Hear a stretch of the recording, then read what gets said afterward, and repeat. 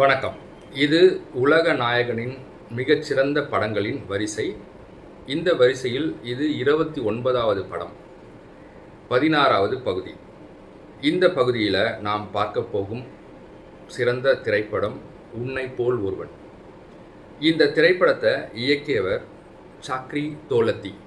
இந்த சாக்ரி தோலத்தி யாருன்னா, நீங்கள் எல்லாரும் சலங்கை ஒளி பார்த்துருப்பீங்க. அந்த சலங்கை ஒளியில் கமல் அவர்களை ஒரு தப்பான கேவலமான கோணங்களில் படம் எடுத்து அவர்கிட்ட நல்லா திட்டு வாங்குவார்.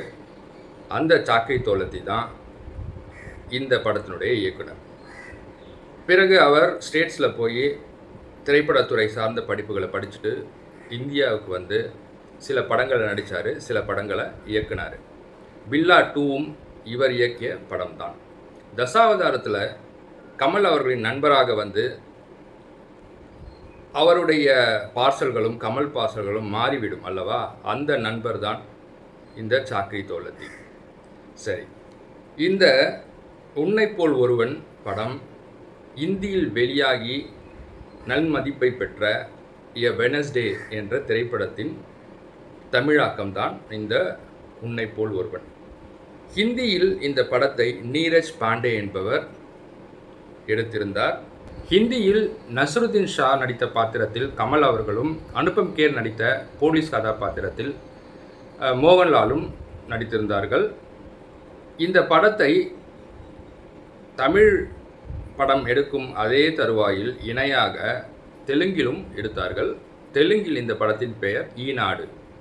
அதில் மோகன்லாலுக்கு பதில் வெங்கடேஷ் நடித்திருந்தார். இவர்களை தவிர பாரத் ரெட்டி, கணேஷ் வெங்கட்ராமன், லட்சுமி, அனுஜா ஐயர் மற்றும் பலர் இந்த படத்தில் நடித்திருந்தார்கள். இசை ஸ்ருதிஹாசன். உலகநாயகன் தன் மகளை இதில் அறிமுகம் செய்திருந்தார். இதுவே ஸ்ருதிஹாசனுக்கு முதலாவது படம் இசையில். இது ஒரு சின்ன படம் தான், ஒரு 1.25 மணி நேர படம். இந்த படத்தினுடைய கதை என்னென்னா, ஒரு 3 தீவிரவாதிகள், ஒரு தீவிரவாதிகளுக்கு ஆர்ம்ஸ் சப்ளை செய்கிற ஒரு ஏஜெண்ட், மொத்தம் 4 பேரை விடுவிக்க கோரி கமல் அவர்கள் கமிஷனர் ஆஃபீஸ்க்கு கோரிக்கை வைக்கிறாரு. அதை நிறைவேற்றலைன்னா, அவங்கள விடுவிச்சு தான் சொல்கிற இடத்துக்கு கூட்டிகிட்டு வரலன்னா, நான் நிறைய இடத்துல பாம்பு வச்சுருக்கேன், அதெல்லாம் வெடிக்க செய்திருவேன் அப்படின்னு சொல்கிறார்.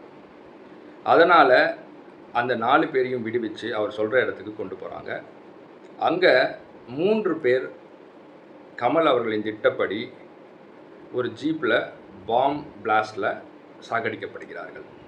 ஒருத்தனை மட்டும் கணேஷ் வெங்கட்ராமன் பிடிச்சு வச்சுக்கிறான், அவன் தப்பிச்சிடுறான். கடைசியாக அவனையும் கொன்னாதான் இந்த டாஸ்க் முடியும் அப்படின்னு சொல்லிட்டு, அப்போ தான் கிளைமேக்ஸில் தான் பக்கத்து நியாயத்தை எல்லாம் சொல்லி அவனை கொன்னே ஆகணும் அப்படின்ட்டு சொல்கிறாரு கமல். அதன்படி அந்த கடைசி தீவிரவாதியும் கொல்லப்படுகிறான். இதுதான் கதை. இதை ரொம்ப சுவாரஸ்யமாக விறுவிறுப்பாக நகர்த்திட்டு போயிருப்பாங்க. இந்த படத்தை மிஸ் பண்ணவே பண்ணாதீங்க. நான் பல முறை பார்த்த படம், மிகவும் திருப்திகரமான படம். இந்த படத்தினுடைய சிறப்புகள் என்னென்னு பார்த்தீங்கன்னா, விறுவிறுப்பான திரைக்கதை, அதற்கு பிறகு நடிகர்களின் நல்ல தேர்ந்த நடிப்பு, அதற்கு பிறகு அழகான அர்த்தமுள்ள வசனங்கள் சிலவற்றை நம்ம இப்போ பார்க்கலாம். மறதி ஒரு தேசிய வியாதி அப்படின்ற வசனத்தை இதில் தான் கமல் சொல்லியிருப்பார். அதாவது எல்லாரும் என்னதான் நம்ம நாட்டில் நடந்தாலும் திருப்பி மறந்துடுறோம். ஒரே கட்சிக்கு திருப்பி ஓட்டு போடுறதும் இந்த மறதினால தானே. அதற்கப்புறம் terrorism is instant, why should not justice is so அப்படின்னு கேட்பார். அதற்கு பிறகு காந்தியார் அவர்களை பற்றின ஒரு நல்ல தகவல், சுவாரஸ்யமான தகவல் ஒன்று இந்த படத்தில் கமல் சொல்லியிருப்பார். அதாவது காந்தியார் ஆம்பிடெக்ஸ்ட்ரஸ் அப்படின்னு சொல்லுவார். ஆம்பிடெக்ஸ்ட்ரஸ்னால் இடது வலது என்ற பேதம் இல்லாதவர்கள், இரு கைகளிலுமே எல்லா வேலைகளையும் செய்யக்கூடியவர்கள். காந்தி ஒரு ஆம்பிடெக்ஸ்ட்ரஸ். அதற்கப்புறம் இன்னொரு உருக்கமான ஒரு வசனம் வரும். நாம் வடநாட்டில் ஏதாவது ஒரு மூலையில் ஏதாவது ஒரு அசம்பாவிதம் நடந்தால், இங்கே தமிழ்நாட்டில் இருக்கிறவங்களோ இல்லை கேரளாவில் இருக்கிறவங்களோ கர்நாடகாவில் இருக்கிறவங்களோ பெருசாக கவலைப்படுறதில்ல. அதே மாதிரி இங்கே ஒன்று நடந்தால், இங்கே ஒரு பாம்பு பிளாஸ்ட்டோ ஏதோ நடந்தால் வடநாட்டில் இருக்கிறவங்க அந்த அளவுக்கு கவலைப்படுறதில்ல. ஏன் நம்மளுடைய ஊடகங்கள் கூட அதை பெருசாக மக்களுக்கு தெரிவிக்கிறதில்ல. இதை இந்த படத்தில் சுட்டி காட்டுவார். நாம் எல்லாருமே இந்தியர்கள், அந்த ஒரு எண்ணம் ஆழமாக இருந்தால் நாட்டில் எந்த மூலையில் பிரச்சனைகள் நடந்தாலும் நாம் அதற்காக வருத்தப்படணும், குரல் கொடுக்கணும். அடுத்து நமக்கு அது நிகழக்கூடும்னு எண்ணி அதை தவிர்க்க நாம் முயற்சி பண்ணணும் இல்லையா? அந்த எண்ணம் இல்லாமல் அது அங்கே தானே நடந்தது, நாம் சேஃபாக தானே இருக்கோம், இது தமிழ்நாடு அமைதி பூங்கா அப்படின்னு நாம் நினைக்கிறது இல்லையா? நமக்கு வராது அப்படின்ற தைரியத்தில், அசட்டு தைரியத்தில் இருக்கிறோம் இல்லையா? அதை இந்த படத்தில் சொல்லுவார். இந்த படத்தில் பல காட்சிகள் சுவாரஸ்யமாக இருக்கும். அதில் சிலவற்றை இப்போ நம்ம பார்க்கலாம். மோகன்லால் ஒரு கைதியை கணேஷ் கிட்ட ஒப்படைச்சிட்டு அவங்கிட்ட இருந்து உண்மைகளை வர வைக்க வேண்டியது உன் வேலை அப்படின்னு சொல்லிட்டு போயிடுவார். அந்த கைதிக்கிட்ட பேசியே அவனுக்கு மரண பயத்தை உண்டு பண்ண கணேஷ் அவங்ககிட்டேருந்து எல்லா உண்மையையும் வாங்கிடுவார். அந்த காட்சி ரொம்ப நல்லாயிருக்கும். கமல் அவர்களுக்கும் மோகன்லால் அவர்களுக்கும் படம் முழுவதும் உரையாடல்கள் தான் நிறைய இருக்கும். நேரில் கிளைமேக்ஸில் மட்டும்தான் ஒரே ஒரு காட்சியில் 2 பேர் சந்திச்சுப்பாங்க. மற்றபடி தொலைபேசி உரையாடல்கள் தான். அந்த உரையாடல்கள் எல்லாமே மிகவும் சுவாரஸ்யமானதாகவும் அர்த்தமுள்ளதாகவும் இருக்கும். பல உலக தேசிய அளவிலான நுணுக்கமான விஷயங்களை அந்த உரையாடல்கள் நமக்கு தெரிவிக்கும். எல்லா படங்கள்லேயும் கிளைமேக்ஸில் ஒரு நீண்ட பயங்கரமான சண்டையை காமிச்சு படத்தை முடிப்பாங்க. ஆனால் இந்த படத்தில் கிளைமேக்ஸில் ஒரு நீண்ட உரையாடல், அதாவது ஒரு முனையில் கமல் அவர்கள், மறுமுனையில் போலீஸ் அதிகாரிகள், சீஃப் செக்ரட்டரி ஆஃப் தமிழ்நாடு எல்லாம் இருப்பாங்க கமிஷனர் ஆஃபீஸில். ஸோ இந்த 2 முனையிலிருந்தும் நடக்கும் உரையாடல்கள் தான் கிட்டத்தட்ட 12-13 நிமிஷங்கள் நடக்கும். அந்த உரையாடல்கள் தான் இறுதி காட்சி, கிளைமேக்ஸ். அது அந்த அதிரடி சண்டையை காட்டிலும் மிகவும் சுவாரஸ்யமானதாகவும் உருக்கமானதாகவும் இருக்கும்.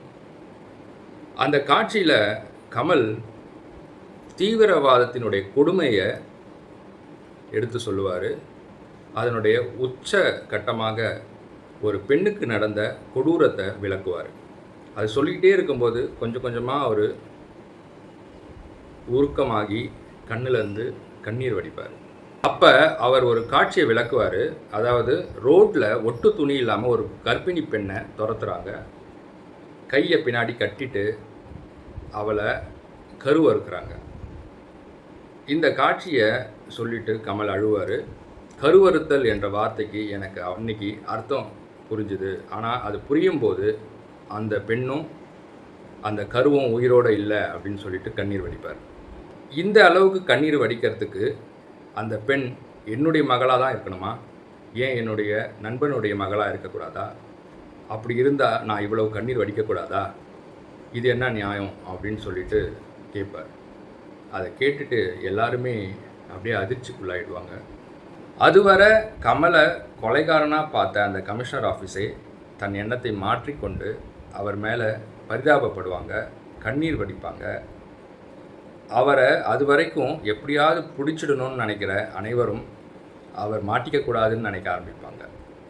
அந்த இறுதி காட்சிகள் அவ்வளவு அழகாக, சுவாரஸ்யமாக, நேர்த்தியாக இருக்கும். அது ரொம்ப ரொம்ப உருக்கமான காட்சி. நன்றி. இந்த வீடியோ உங்களுக்கு பிடிச்சிருந்தா லைக் பண்ணுங்கள், மற்றவங்களுக்கும் ஷேர் பண்ணுங்கள். உங்களுடைய கருத்துக்களை மறக்காமல் எனக்கு கமெண்ட்ஸில் சொல்லுங்கள். நம்ம சேனலை இதுவரை சப்ஸ்கிரைப் செய்யலைன்னா உடனடியாக சப்ஸ்கிரைப் செய்து கொள்ளுங்கள். நன்றி, வணக்கம்.